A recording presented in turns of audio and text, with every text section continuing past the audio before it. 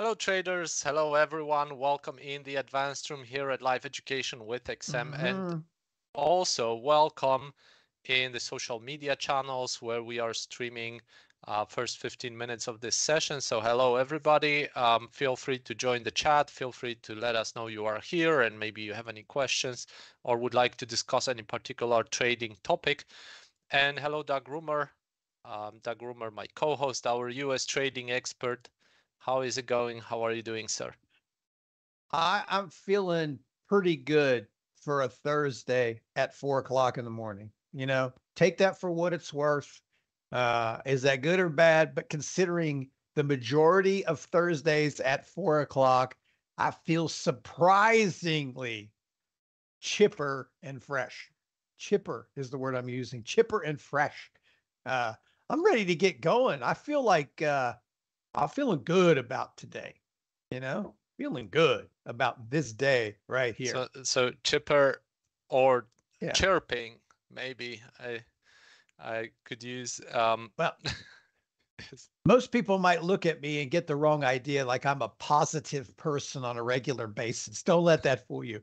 I'm just surprised, you know, at my age that this is a pretty good way to go on a Thursday. This is strange. Usually by this time, Marchand's doing all the talking and I'm back here. like You usually know, usually you have like yeah. some time to wake up still. That's right. That's why you're sitting there going, you're like, oh, I'm sorry for taking up all the time. It's like, no, keep talking. I was napping here. It's just, I was just digging. I thought you were going to just ride us out. I'm not going to interrupt, not interrupting. So, yes, I feel good. I feel good. There is this interesting trade-off that the more you are going into the week, the more tired you are with every day, but then the closer to the weekend you are at the same time. So for me, late Thursday and and Friday morning is like this like I'm so tired, but at the same time I'm keeping myself up with this thought that okay, it's almost a weekend, and don't get me wrong, I love what I'm doing. It's just that it's very intensive, right? So you just feel it on Friday that the week was busy. Are you having busy week? How is trading going? How is your week? Well, trading was good this week. So I'm very happy with that. Uh, yeah. So it was good. It was good. It's not always where a perfect plan comes at the perfect time and things go the way that you want them. But that's why we're working. So yes, I feel very good about that. Feel very good about. I just feel good, man. I don't know what's up. It's take advantage of it. Probably won't be like this next Thursday. So just just enjoying it, taking it in stride. So yeah, uh, we'll see. Right, we'll see. There's Trevor with us in the chat, so let me welcome Trevor. Thank you, Trevor, for joining us, and of course, guys, let us know in the chat what you are up to. How's your trading going? Maybe some ideas you would like to discuss here with us. We are more open. You are more than welcome. We are more than open to that. Thursday, we are waiting for US inflation, US CPI. Yesterday, PPI was like without really, I mean, it wasn't that good, but the market reaction was not so much to the PPI. Um, so maybe CPI is not that much of an importance any longer. I mean, of course, big surprises will be, but I guess nobody is expecting big surprise. I mean, this is what the surprise is, right? Nobody is expecting Yes, big surprise. that's a surprise. Nobody's surprised. That's the surprise. Expect the unexpected, but if you expect the unexpected, are you still surprised? Surprised? That's a question.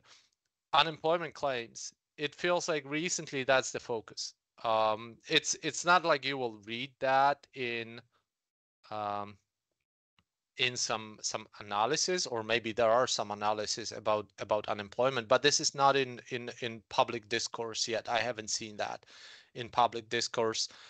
It feels like either we get finally, eventually, the labor market bad and then recession and then Fed pivot, or we don't get it and the yields are staying high and interest rates are staying high, which is it feels like the market is bracing for yields to stay high, like dropping or not dropping, suspending the idea of Fed pivot, but at the same time they are waiting for it. It feels also like there is this.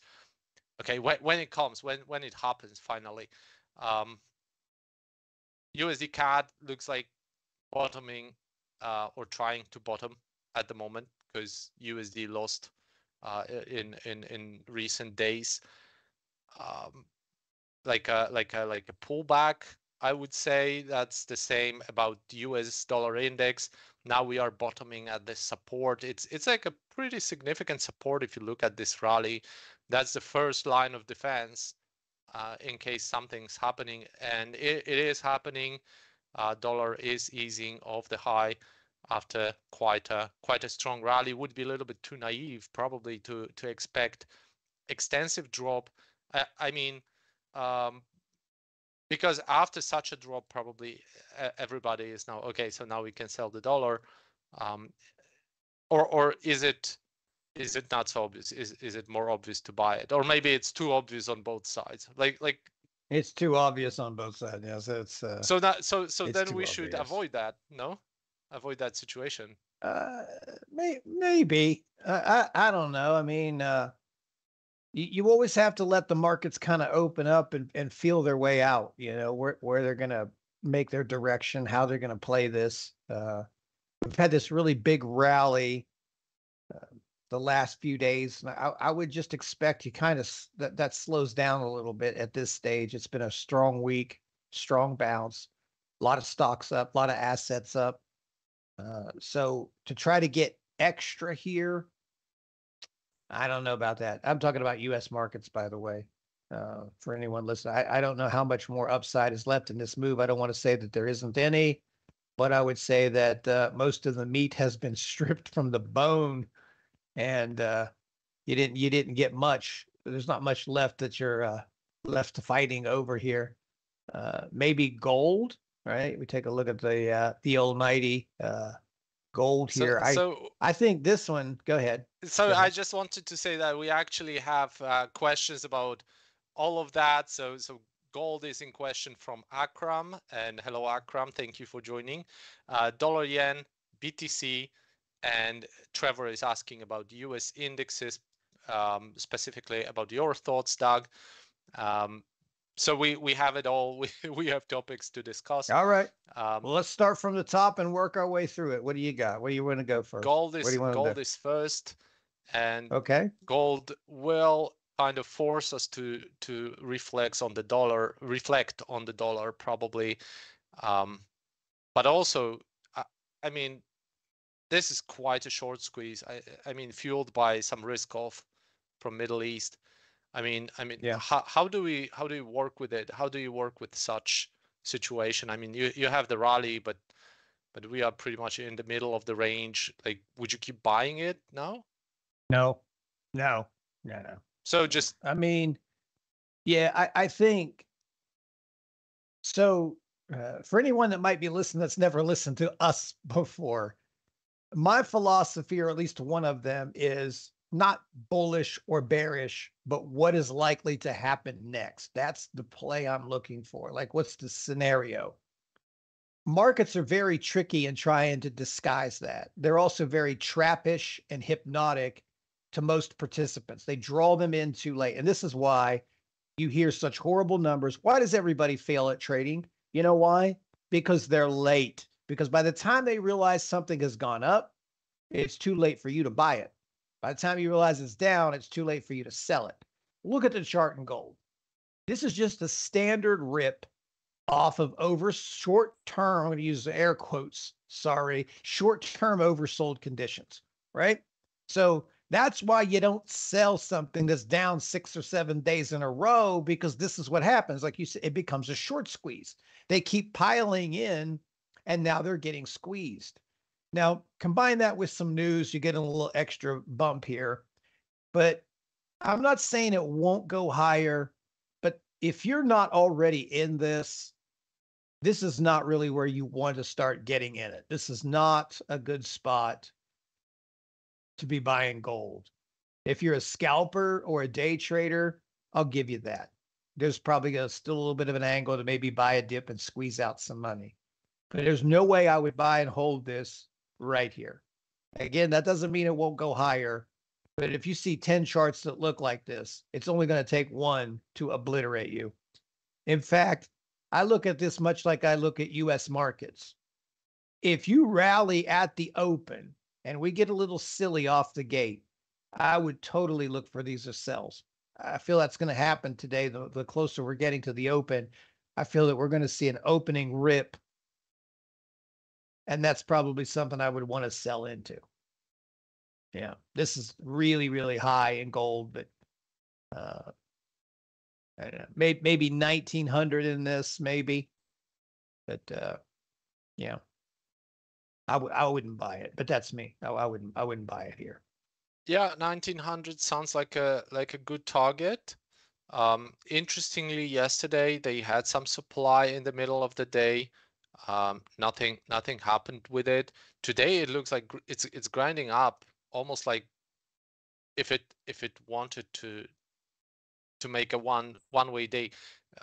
By the way, you could have seen that not long ago, that gold had those days split to two. If you want to be very precise, they are they were split to three. So you had Asian session, London session, US session. They were pretty clearly separated. You've seen different price action there. And sometimes those days were like Asian session goes one way, then London chooses the other way, and then or its own way, or and US chooses own way. Then it was, but in general, you could have simplified it and made it like okay, there's the first half of the day, second half of the day, and you had just pretty much two choices. Either they make a one-way day, so US continues the London direction, or you had London and Asian, or you had the reversal in the middle of the day. And this is pretty much the choice every day we are having, as far as I'm seeing. This is of course put in simple in a simple way. Of course, still levels matter, but yeah, and I think many people are watching this gap and scratching their heads. Are we coming back here or not? This is an interesting target, and it shows you how to trade levels. So you have this level that's probably interesting, probably going to be tested. There is quite a chance you're going to be tested. The major question is when it's going to be tested, and so you need actually something more to play towards that level, to trade towards that level. Probably not a sell here. 1900 looks like an interesting target, maybe for a scalp, right? Like no tactical trade makes sense here, no risk reward basically in those trades at the moment, as far as I'm seeing. So we are probably on the same side here. That's good. We need to be on the same. But that's how I see it. I feel you got a little squeeze here off the bottom. That was expected. But now I'd be looking to kind of play the other side of this trade, shorting possibly the market, maybe shorting some stocks like Facebook, gold. But the conditions would have to set up properly. So for me, you would have to rally at the open. There would have to be some sort of trap set where everybody just totally panicked and started throwing money everywhere. That would probably be like your sign that the end is near, that last round of chasing. If you opened up with a dip, I wouldn't chase that either, because if you look at yesterday, there was a few dips, but they turned around and aggressively bought those. So I wouldn't go into those either. You just have to let the market open and kind of dictate the direction that you're supposed to go with these trades. But definitely on my list today, I mean, the market's already up 18%. I mean, 18 points, 18%. So 18 points. That's a lot. That's the US 500 being 18 points. That's pretty substantial on day, what is this, day 5 of this rally?